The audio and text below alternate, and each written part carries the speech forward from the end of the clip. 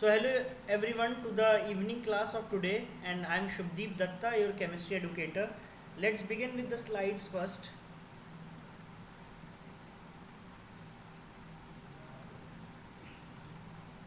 So we are doing the top 100 ranks for MST CT 2021, and the classes timings, as you can see, is maths is from 10 a.m. and again at 8 p.m. and it is taken by Mr. Amit Yadav sir. So please be on time for each and every class. Okay. And the biology class is from 11 a.m. and then again at 7 p.m. Chemistry class 1 p.m. and then at 9 p.m. Physics is at 9 a.m. and then again at 6 p.m. Okay. So let's see, guys. Let's see. Let me give you a little brief about myself. Well, I am Shubdeep Datta and I am an alumni of National Institute of Technology, Durgapur. And I have some 5+ years of teaching experience, and I teach chemistry for IIT JEE and NEET along with various state entrance examinations such as the Maharashtra Common Entrance Test. Okay. Next is, as you might already know, that Unacademy is India's largest e-learning platform where you can get the plus subscription, and also you can get the access to unlimited live and recorded courses from India's best educators. I'm very sorry. So if you get the plus subscription today, then you can get a discount. I'll tell you how you could get the discounts. The first baby step towards learning is to download the Unacademy Learning app. You can download the Unacademy Learning app from the Google Play Store, and from the Google Play Store, if you download this Unacademy Learning app, then the next step is to sign up on the app itself. Okay. And also please go for the Telegram app, because on the Telegram app we have a group where we constantly give the link and the video description of everything that would be taught the next day, right? So it is very important to have the information of every class so that you don't miss any of the classes. It is very easy. Go to the Google Play Store, download the Telegram app and type the link in the URL to join the circle. So this is the subscription plan, guys. Subscription plan is for 1 month as well, that is 2,700 rupees, and then if you go for the 3-month plan, then you have to pay some 6,750 rupees, and then there is 6-month plan, 12-month plan and 24-month plan. If you notice that in the 6-month, 12-month and 24-month plan, you can choose a subscription and also pay via EMI. Okay. I'll get you a very good offer if you use my name Shubdeep as a referral code. Then this awesome referral code can get you 10% extra discount. So say if you are purchasing this particular thing, yes, 21,600, then what you have to pay? You have to pay 21,600 minus its 10%, that is 2,160 only. This is it, guys. You have to pay this amount so that you can subscribe to the Maharashtra CT channel. Chalo, let's start, guys. Let's start with the basic thing. So last class में हम लोग ने क्या पढ़ा था? But before that, the customary change of board is very necessary. So let's do it. Okay, we are here.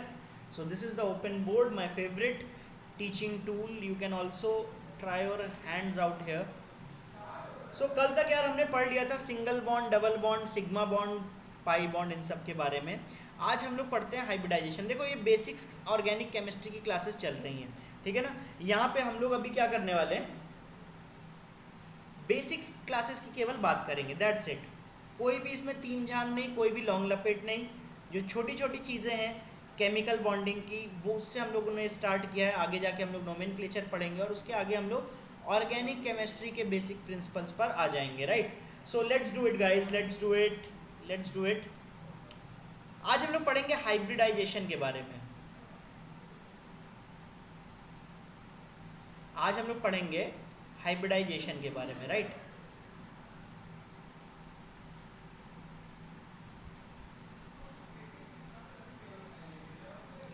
Hybridisation का मतलब क्या होता है, और हम लोग को केवल कौन से हाइब्रिडाइजेशन पढ़ने हैं? हम लोग को केवल हाइब्रिडाइजेशन पढ़ना है कार्बन का। कार्बन का हाइब्रिडाइजेशन बहुत इंपॉर्टेंट है, ठीक है।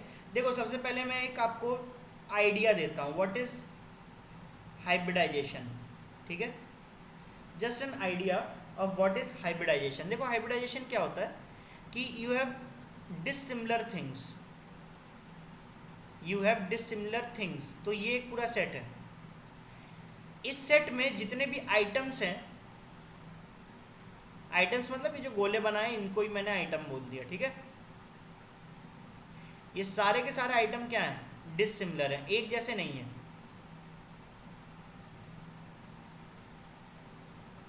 ये सारे के सारे आइटम्स कैसे हैं? डिसिमिलर है, एक जैसे नहीं है। तो यहाँ पे हम लोग कुछ एक प्रोसेस करते हैं जिसमें सारे के सारे ये आपस में इस प्रोसेस में कंबाइन हो जाए, मतलब इन ये सारे एक साथ कंबाइन हो गए। इस प्रोसेस का नाम होगा रीडिस्ट्रीब्यूशन। रीडिस्ट्रीब्यूशन। और इस रीडिस्ट्रीब्यूशन का मतलब आपस में वापस मिल जाना। जैसे कि आटा नहीं होता है, आटा जिससे रोटी बनती है, वो आटा की छोटी छोटी लोई है ना, कोई बड़ी है कोई छोटी है, इन सबको एक साथ मिला दें तो आटे की एक बड़ी लोई बन जाएगी, है ना। और इस बड़ी जो लोई है इससे फिर से हम लोग बराबर से छोटी छोटी लोई निकाल लें, कैसा रहेगा? सही है, मेरे ख्याल से आप समझ गए होंगे। तो इनको जब आपने एक साथ फिर से कंबाइन कर दिया ना, तो इसका मतलब हुआ रीडिस्ट्रीब्यूशन। रीडिस्ट्रीब्यूशन, ठीक है। और उसके बाद जब आपने छोटे छोटे पार्ट में सबको मिला दिया तो इसका मतलब हुआ हाइब्रिडाइजेशन। तो हाइब्रिडाइजेशन में क्या होता है? Redistribution of dissimilar things to give out similar product, है ना। Redistribution of dissimilar things to give out similar product. तो ये बहुत ही बेसिक सा एग्जांपल मैंने आपको आइडिया बताया कि हाइब्रिडाइजेशन होता क्या है, ठीक है। तो बेसिकली यहाँ पे ये जो आपके पास एक बड़ी आटे की लोई बन गई है, इससे हम लोग एक बराबर से आटे के गोले निकाल लेंगे या सिमिलर आइटम्स हम निकाल लेंगे, है ना। अब इस सिमिलर आइटम्स में बेसिकली ये जो डिसिमिलर आइटम्स हैं इनके कैरेक्टरिस्टिक्स मिलेंगे, यस और नो।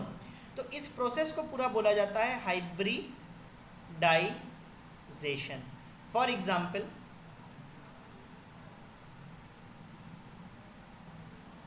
एग्जाम्पल, एक हॉर्स और एक डंकी के बीच में, इन दोनों के बीच में अगर हम लोग ऑफस्प्रिंग लेंगे, मतलब क्रॉस लेंगे, है ना, तो हमें म्यूल मिलेगा। क्या मिलेगा? म्यूल। तो म्यूल में डोंकी के भी कैरेक्टरिस्टिक होंगे, हॉर्स के भी कैरेक्टरिस्टिक होंगे। तो म्यूल क्या है? एक हाइब्रिड प्रोडक्ट है। डोंकी और हॉर्स को मिला दिया, मतलब उनके बीच में रिलेशन बनाया, तो उस रिलेशन से जो बच्चा निकला उसको हमने म्यूल बोला। तो म्यूल क्या है? एक हाइब्रिड प्रोडक्ट है। हॉर्स और हॉर्स के बीच का प्रोडक्ट जो होता है उसको हम लोग हॉर्स ही बोलते हैं, मतलब वहाँ पे सिमिलर प्रोडक्ट मिल रहा है बट सिमिलर आइटम्स भी है, ठीक है।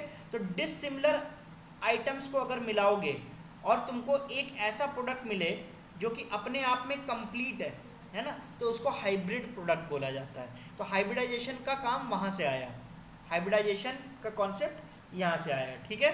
चलो हम लोग अपने काम पे आते हैं। एटम्स में क्या होता है?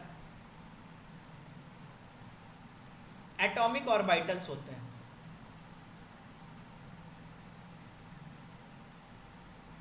ठीक है। फॉर एग्जाम्पल अगर हम कार्बन की बात करें तो कार्बन में भी एटॉमिक ऑर्बिटल है। तो कार्बन का अगर हम लोग एटॉमिक नंबर की बात करें तो कितना है? 6 है। इलेक्ट्रॉनिक कॉन्फ़िगरेशन कितना है? 2,4, है ना। और एसपीडीएफ इलेक्ट्रॉनिक कॉन्फ़िगरेशन क्या है?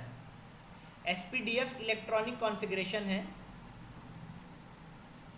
1s2 2s2 2p2, है ना। ये सब आपको पता होना चाहिए, आप सीख जाओगे, है ना। तो 1s2 2s2 2p2। तो हमेशा जो बॉन्ड बनाते हैं ना वो लास्ट के ऑर्बिटल, लास्ट शेल के ऑर्बिटल बनाते हैं। तो जैसे फर्स्ट शेल में s था और सेकेंड शेल में s भी है और p भी है, तो बॉन्ड हमेशा यही लास्ट के शेल्स बना सकते हैं। क्या ये बात समझ में आई? तो इसीलिए हम लोग जब बॉन्डिंग की बात करेंगे ना, किसी भी चीज़ का बॉन्ड बनाएंगे तो हमेशा लास्ट के शेल्स को ही देखेंगे। तो कार्बन का आउटर मोस्ट इलेक्ट्रॉनिक कॉन्फ़िगरेशन इसलिए क्या लिख देंगे, 2s2 2p2, राइट। तो कार्बन अगर नॉर्मल स्टेट में है, नॉर्मल स्टेट में है या ग्राउंड स्टेट में है, तो नॉर्मल या ग्राउंड स्टेट में कार्बन जो है वो हो जाएगा आपका इस तरह से, s ऑर्बिटल, ये 2s ऑर्बिटल है, ठीक है ना, और ये 2p ऑर्बिटल है, और ये 2p ऑर्बिटल है।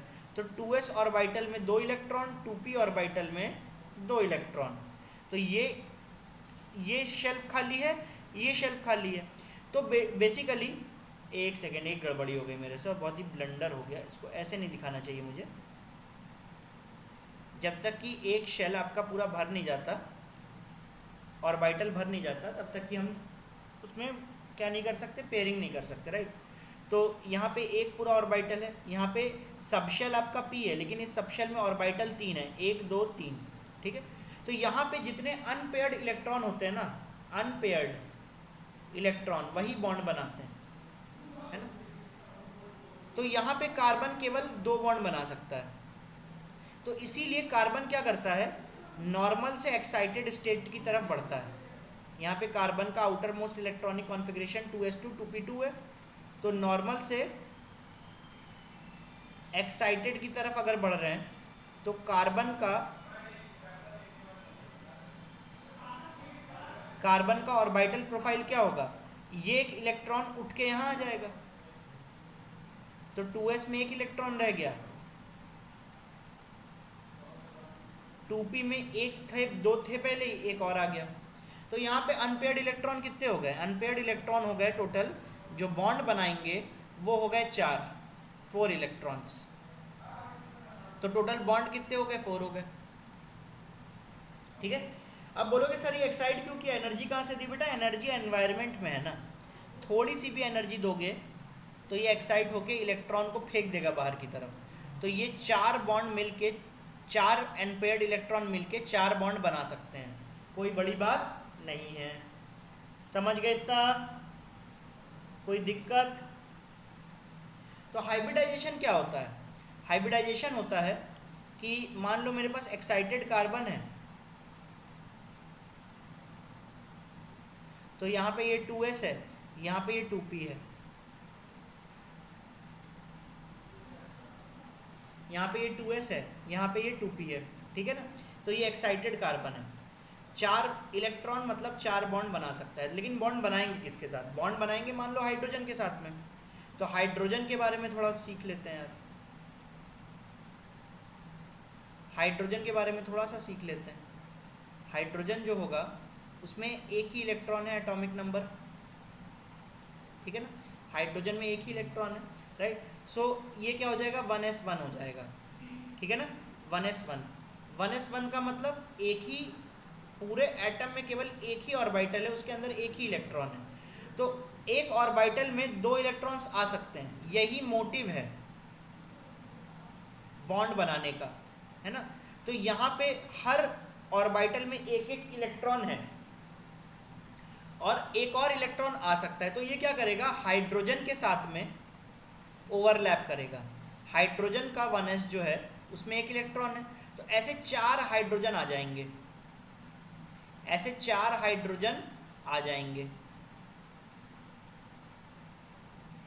एक हाइड्रोजन ये, दूसरा ये, तीसरा ये और चौथा ये, क्योंकि हाइड्रोजन के पास तो एक ही ऑर्बिटल है ना, 1s1। ये क्या करेगा, ये क्या करेगा, इसके साथ में ओवरलैप करेगा, ये इसके साथ में ओवरलैप करेगा। तो हम लोग बोलेंगे कि बॉन्डिंग कैसे होती है, bonding is actually overlapping of atomic orbitals. तो हाइड्रोजन का एटॉमिक ऑर्बिटल कार्बन के एटॉमिक ऑर्बिटल के साथ में ओवरलैप कर रहा है। तो बेसिकली जो पहला बॉन्ड बनना चाहिए, ये वाला बॉन्ड, ये वाला, तो देखो ये S और हाइड्रोजन के पास तो ऐसी है, तो ये S और S के बीच में बन रहा है। ये बॉन्ड किससे बन रहा है? ये जो बॉन्ड है ये वाला, ये बॉन्ड बन रहा है S और P के बीच में, ये भी S और P के बीच में, और ये भी S और P के बीच में, ठीक है ना। बट इसका मतलब ये एक बॉन्ड जो है इन बाकी 3 बॉन्ड से अलग है। क्यों? क्योंकि ये बॉन्ड S S के बीच में बन रहा है, ये बॉन्ड S P के बीच में बन रहा है। बट जब देखा गया कि कार्बन के साथ में, यहाँ पे आपने कौन सा कंपाउंड बनाया है? यहाँ पे आपने बनाया कार्बन के साथ में 1 2 3 और 4, टोटल 4 हाइड्रोजन, तो ये बेसिकली मीथेन है ना। तो हमने क्या बनाया? CH4 बनाया। हमने CH4 में देखा कि ये जो चारों बॉन्ड है ना, ऑल बॉन्ड आर इक्वल, सारे के सारे जो बॉन्ड है ना वो बराबर है, इक्वल है। तो अगर सारे के सारे बॉन्ड इक्वल हैं तो इसका मतलब क्या हुआ कि यहाँ पे जरूर बॉन्ड बनने के बीच में और ओवरलैपिंग के बीच में कुछ ना कुछ हुआ है, नहीं तो सारे बॉन्ड बराबर कैसे हो गए? एक बॉन्ड तो अलग होना चाहिए ना, ये वाला बॉन्ड तो थोड़ा अलग होना चाहिए। ये बॉन्ड भी बाकी सारे बॉन्ड के बराबर कैसे हो गया? ये बॉन्ड भी सारे बॉन्ड्स के बराबर कैसे हो गए? तो देखो यहाँ पे एक्चुअली हुआ क्या, यहाँ पे हाइब्रिडाइजेशन का कॉन्सेप्ट सोचा गया। यहाँ पर हाइब्रिडाइजेशन का कॉन्सेप्ट सोचा गया कि जब कार्बन के पास में ऑर्बिटल थे, है ना, ये 2s है और ये 2p है, तो एक्साइटेड कार्बन तो ठीक है चलो, बट इसके बीच में क्या हुआ कि ये चारों बॉन्ड आपस में मिक्स करें, मतलब क्या करें? रीडिस्ट्रीब्यूट।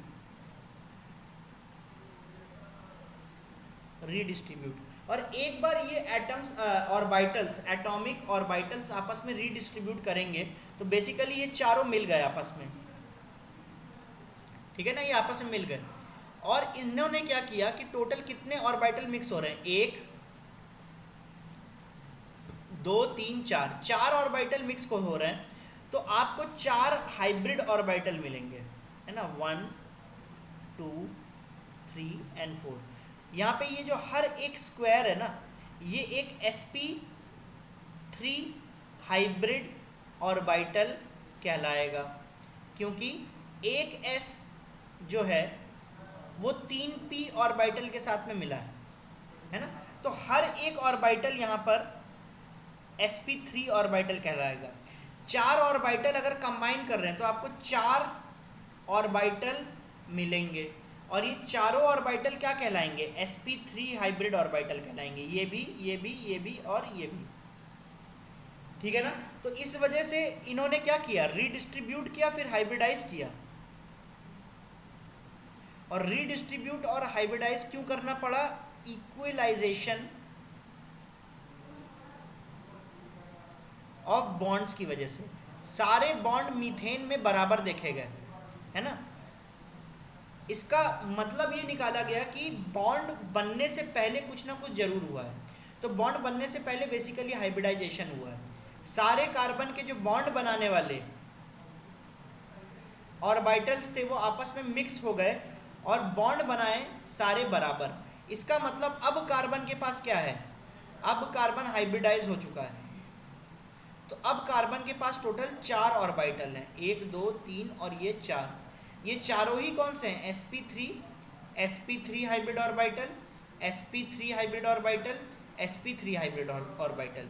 4 हमारे पास यहाँ पर sp3 हाइब्रिड ऑर्बिटल हैं। क्या ये बात समझ में आई? तो बेसिकली हुआ क्या, कार्बन के पास में एक s था और 3 p थे, है ना। ये रीडिस्ट्रीब्यूट करके 4 ऑर्बिटल बनाते हैं। यहाँ पे टोटल कितने ऑर्बिटल इन्वॉल्व हैं? 4 एटॉमिक ऑर्बिटल इन्वॉल्व हैं, है ना। ये डिस्ट्रीब्यूट करके 4 ऑर्बिटल बनाएंगे, उस ऑर्बिटल का नाम होगा sp3, है ना। और ये सारे के सारे हाइब्रिड ऑर्बिटल होंगे। क्या ये बात क्लियर है? अब हाइड्रोजन जो है उसके साथ में एक एक बॉन्ड बनाएगा। तो सोचो हाइड्रोजन का कौन सा ऑर्बिटल यूज हुआ, s ऑर्बिटल यूज हुआ। तो अब देखो बॉन्ड किसके बीच में बन रहा है, कार्बन के sp3 हाइब्रिड ऑर्बिटल के साथ में हाइड्रोजन का s ऑर्बिटल। तो ये सारे बॉन्ड बराबर हो जाएंगे कि नहीं। तो ये था बेटा कॉन्सेप्ट कि बॉन्ड को इक्वलाइज करने के लिए, मतलब रियल डेटा के साथ मैच करने के लिए ये एक इमेजिनरी कॉन्सेप्ट सोचा गया। क्या ये बात क्लियर है। ये हाइब्रिडाइजेशन था, ठीक है। अब मैं आपको बताऊंगा हाइब्रिडाइजेशन निकालते कैसे हैं। एक नंबर की हम बात करेंगे जिसका नाम है स्टेरिक नंबर।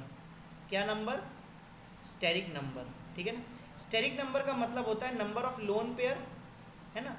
ये लोन पेयर वगैरह हर चीज़ किसकी बात हो रही है, आउटर मोस्ट शेल की, जहाँ से आपके बॉन्ड्स बनेंगे। और number of lone pair plus number of sigma bond. ध्यान देना यहाँ पर पाई बॉन्ड जो है does not forms via hybrid orbital. Pi bond कभी भी हाइब्रिड ऑर्बिटल के द्वारा नहीं बनता, ठीक है। हमेशा जो हाइब्रिड ऑर्बिटल है एटॉमिक ऑर्बिटल ही कन्वर्ट होते हैं किसमें, हाइब्रिड ऑर्बिटल में। तो एटॉमिक ऑर्बिटल में क्या मिलते हैं, इलेक्ट्रॉन्स। वैसे हाइब्रिड ऑर्बिटल में भी आपको क्या मिलेंगे, इलेक्ट्रॉन्स। तो बेसिकली ऑर्बिटल क्या होती है, इलेक्ट्रॉन्स के रहने की जगह। तो ऑर्बिटल में तो हमेशा इलेक्ट्रॉन ही मिलेंगे। तो lone pair, outer most lone pair जो है वो हाइब्रिड ऑर्बिटल में रह सकता है ना। या तो सिग्मा बॉन्ड जो है वो दो हाइब्रिड ऑर्बिटल का ओवरलैप हो सकता है। क्या ये बात क्लियर है। तो स्टेरिक नंबर अगर 2 आता है, अगर 3 आता है, अगर 4 आता है, अगर 5 आता है, अगर 6 आता है, तो हाइब्रिडाइजेशन होता है यहाँ पे sp हाइब्रिडाइजेशन, यहाँ पे sp2 हाइब्रिडाइजेशन। देखो जरा, एक s और एक p, दो ऑर्बिटल कंबाइन कर रहे हैं, इसीलिए स्टेरिक नंबर कितना है, 2, है ना। sp2, sp3, sp3d, sp3d2, right. Geometry क्या होती है, प्लानर होती है। प्लानर का मतलब ये हुआ कि सेंट्रल एटम तो है ना, एक एटम का ही, एक एटम के ही तो हाइब्रिड ऑर्बिटल होते हैं। तो sp atom, sp hybrid orbital कितने होंगे, 2 होंगे, क्योंकि s और p है तो 2 ऑर्बिटल मिक्स करेंगे तो 2 sp प्रोड्यूस होंगे ना। तो एक हाइब्रिड ऑर्बिटल ऐसे रिप्रेजेंट किया जाता है। तो एक छोटा सा लोब बनाओ, एक बड़ा सा लोब बनाओ, ठीक है। और ये सेंटर के रिस्पेक्ट में इस तरह से, ठीक है। वैसे यहाँ पे 3 हाइब्रिड ऑर्बिटल हैं, तो ऐसा, ऐसा, एक ऐसा। तो यहाँ पे ये 3 हाइब्रिड ऑर्बिटल आपस में अरेंज हो चुके हैं। 3 हाइब्रिड ऑर्बिटल आपस में अरेंज हो चुके हैं, ठीक है। अब sp3 कैसे होगा, sp3 ऐसा होगा, टेट्राहेड्रल। ये है लीनियर शेप। लीनियर शेप मतलब एक सेंटर पे 2 बॉन्ड्स है ना, वो 180 डिग्री पे है, यहाँ पे 120 डिग्री, मतलब प्लानर शेप है इसका, ट्रायंगुलर प्लानर, ठीक है। sp3 की बात करें तो एक हाइब्रिड ऑर्बिटल ये, एक हाइब्रिड ऑर्बिटल ये, एक हाइब्रिड ऑर्बिटल ये, और एक और हाइब्रिड ऑर्बिटल इस तरफ। ये 4, ये मैंने डैशेस करके दिखाया क्योंकि ये पीछे की तरफ है ना। तो ये है आपका sp3, ये है sp3d।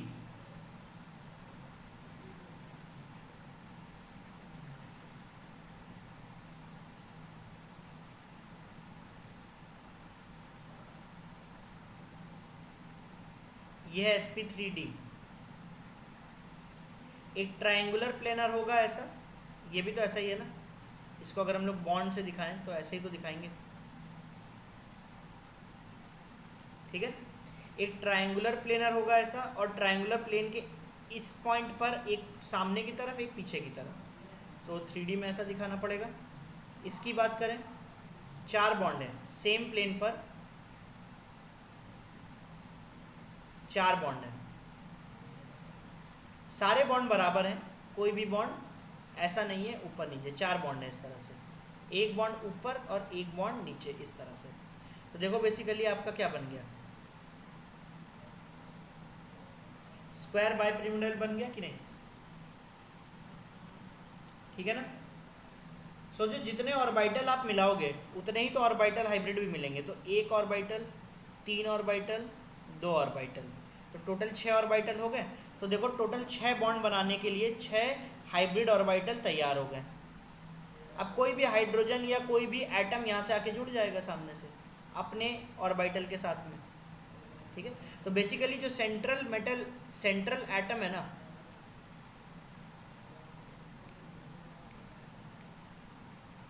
सेंट्रल एटम है ना, उसका एटम जो है वो हाइब्रिडाइज करेगा और equal number of hybrid orbitals निकालेगा ताकि बॉन्ड बन सके, ठीक है ना।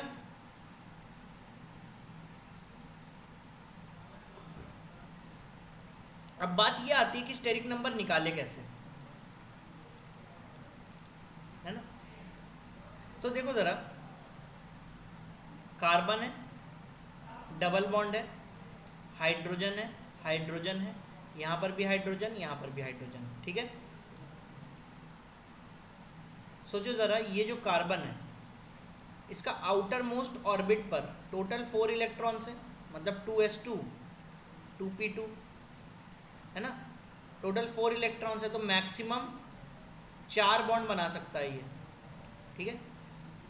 तो मैंने क्या बोला था कि स्टेरिक नंबर क्या होता है, lone pair plus sigma, lone pair plus sigma. तो लोन पेयर तो इसके पास हो ही नहीं सकता क्योंकि 4 तो बॉन्ड बना के बैठा है, 4 ही इलेक्ट्रॉन थे आपस में, तो लोन पेयर कितने हो गए 0, प्लस सिग्मा बॉन्ड कितने हैं, अभी मैंने थोड़ी देर पहले बताया था ना कि 2 बॉन्ड है अगर डबल बॉन्ड तो एक पाई होगा एक सिग्मा होगा, और ये तो सिग्मा ही है और ये भी सिग्मा है। तो एक कार्बन जो है वो टोटल 3 सिग्मा बॉन्ड बना रहा है ना। तो स्टेरिक नंबर कितना हो गया, स्टेरिक नंबर 3 हो गया, स्टेरिक नंबर कितना हो गया, स्टेरिक नंबर 3 हो गया। तो स्टेरिक नंबर 3 को पीछे जाके देखो जरा, स्टेरिक नंबर 3 का मतलब हाइब्रिडाइजेशन है sp2, तो ये कार्बन भी जो है वो भी sp2 है, ये कार्बन भी जो है वो भी sp2 है। बोलो ये बात समझ में आ गई,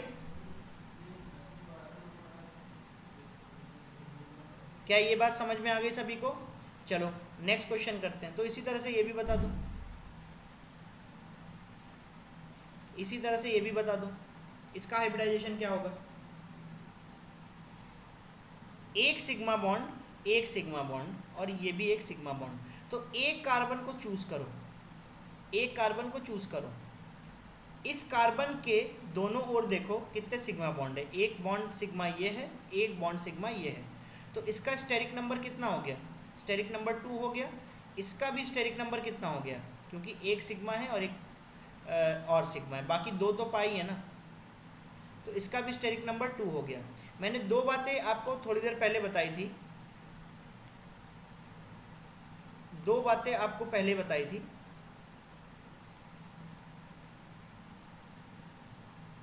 कौन कौन सी,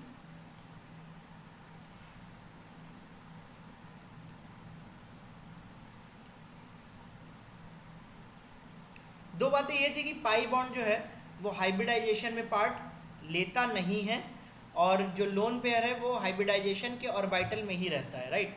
सो अगर 2 है तो स्टेरिक नंबर यहाँ पे भी sp2, सॉरी यहाँ पे भी sp और यहाँ पे भी sp हाइब्रिडाइज्ड ऑर्बिटल, ठीक है ना। क्या ये बात समझ में आया सभी को, ओके। तो चलो एक और क्वेश्चन लेते हैं यार, एक और क्वेश्चन लेते हैं, है ना। जैसे कि मान लेते हैं NHCH CH2 है, डबल बॉन्ड CH है ना,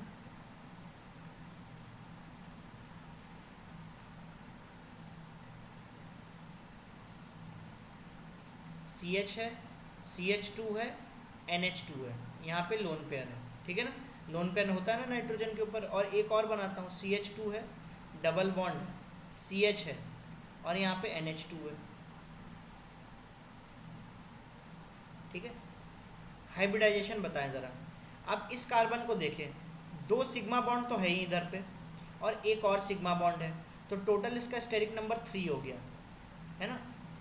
इसमें कितने सिग्मा बॉन्ड है, एक हाइड्रोजन के साथ बना रखा है, एक और ये, दूसरा ये, स्टेरिक नंबर 3। ठीक है ना, ये नहीं यही, इन दोनों के लिए कॉमन सिग्मा बॉन्ड है ना, तो ये पाई बॉन्ड है, ये सिग्मा बॉन्ड है। इसकी बात करें तो 2 इधर पे सिग्मा बॉन्ड और 2 इधर पे सिग्मा बॉन्ड, स्टेरिक नंबर 4। और यहाँ पे देखें नाइट्रोजन को, तो नाइट्रोजन में 2 हाइड्रोजन पहले से हैं, एक बॉन्ड ये है और एक लोन पेयर है, तो स्टेरिक नंबर 4 इसका भी। ठीक है ना, तो बेसिकली स्टेरिक नंबर 3 का मतलब sp2, sp2, 4 का मतलब sp3 और यहाँ पे 4 का मतलब sp3। तो सबने अपना अपना हाइब्रिडाइजेशन निकालना सीख लिया। ठीक है, सबने अपना अपना हाइब्रिडाइजेशन निकालना सीख लिया। एक लास्ट क्वेश्चन ये भी करते हैं। अब देखो जरा, कभी भी अनसैचुरेशन के बाद में अगर सिग्मा है, अनसैचुरेशन के बाद में और सिग्मा है और उसके बाद लोन पेयर है ना, तो उसको हाइब्रिडाइजेशन में काउंट नहीं करेंगे। ठीक है, क्यों नहीं करेंगे, क्योंकि यहाँ पर आगे चल के आप एक कॉन्सेप्ट सीखोगे, रेजोनेंस। रेजोनेंस में क्या होता है कि इलेक्ट्रॉन अपनी जगह पे नहीं रहता, CH2 है, डबल बॉन्ड है, CH है, NH2 है, तो हम लोग सोच तो रहे हैं कि ये इलेक्ट्रॉन नाइट्रोजन का है, तो लेकिन इलेक्ट्रॉन नाइट्रोजन के ऊपर रहेगा नहीं, ये इलेक्ट्रॉन मूव करता रहेगा, तो ये इसका रेजोनेटिंग स्ट्रक्चर 1 है।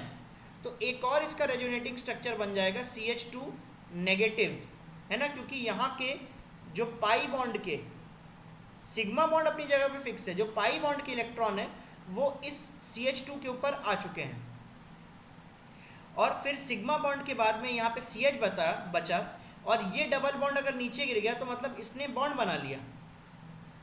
भाई यहाँ से एक बॉन्ड खाली हुआ कार्बन में से, तो यहाँ पे एक बॉन्ड बन गया और नाइट्रोजन के ऊपर ओवरऑल पॉजिटिव चार्ज आ गया। क्लियर है, तो हमेशा ध्यान रखना कि कभी भी अनसैचुरेशन के बगल में सिग्मा बॉन्ड हो और उसी के जस्ट इमीडिएट एक लोन पेयर हो, तो ये लोन पेयर यहाँ पे स्थिर रहेगा नहीं, अपनी जगह पे बना नहीं रहेगा, और अपनी जगह पे बना नहीं रहेगा इस वजह से यहाँ पर हम इस नाइट्रोजन के ऊपर लोन पेयर है ऐसा नहीं कह सकते। तो इस लोन पेयर को हम लोग स्टेरिक नंबर में काउंट नहीं कर सकते, क्योंकि ये नाइट्रोजन के ऊपर तो बचा ही नहीं। ठीक है ना, तो ये रेजोनेटिंग स्ट्रक्चर 2 बोल दिया हमने इसको। ठीक है, तो बेसिकली जब इसका हाइब्रिडाइजेशन निकालेंगे तो इस बात का ध्यान रखना, लोन पेयर अगर सैचुरेशन के बाद सिग्मा बॉन्ड के बाद है तो उसको हाइब्रिडाइजेशन में काउंट नहीं करना है, क्योंकि आगे चल के रेजोनेंस सीखने वाले हैं। रेजोनेंस में हम लोग देखेंगे कि ये लोन पेयर अपनी जगह पे स्थिर नहीं बैठता है और घूमता रहता है। जो चीज़ घूमती है वो किसी एक चीज़ की नहीं हो सकती, और जो चीज़ नाइट्रोजन के है लिए नहीं है, नाइट्रोजन का है ही नहीं, उसको हम लोग कैसे काउंट कर सकते हैं नाइट्रोजन में, राइट। सो यहाँ पे देखते हैं, तो यहाँ पे 2 बॉन्ड इधर बना और एक सिग्मा है और एक पाई है, तो टोटल इसके लिए स्टेरिक नंबर 3 हो गया।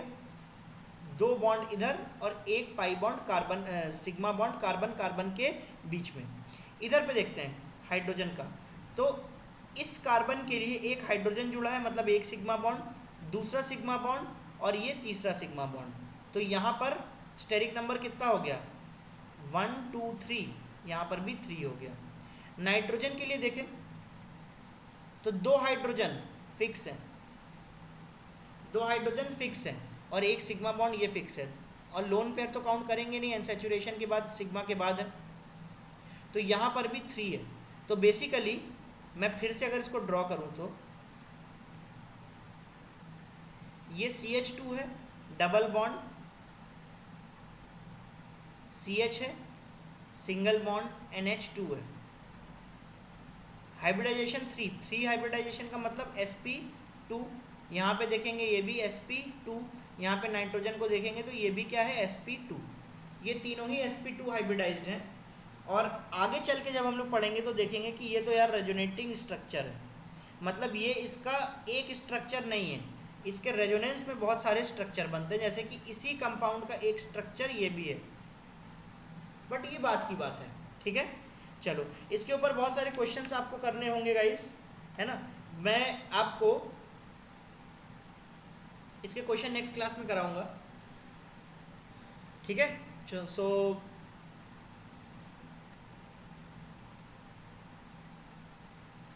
So guys, thank you everyone, and I'm signing off for now. So thank you, and keep studying. Let's see what happens. Okay. So last customary thing, I would like to tell you something about this guy. So if you have any queries, please comment us on the YouTube comment section. The channel name is Crack Maharashtra CET. You have to subscribe the channel so that every time we come up with a new video, you don't miss any of the videos by subscribing it. And also please hit the bell icon so that every time we make a new video, a notification will be sent to you by us, so that you don't miss any of our lectures on organic chemistry. Okay, so this name Shubhadeep is very powerful name, as it can fetch you some 10% discount of the overall value of your payment to the Unacademy as a subscription price. Please do join us on Telegram app. This is all from my side, signing off today. This is Shubdeep Datta, your chemistry educator. Thank you. Tata. Goodbye. Good night.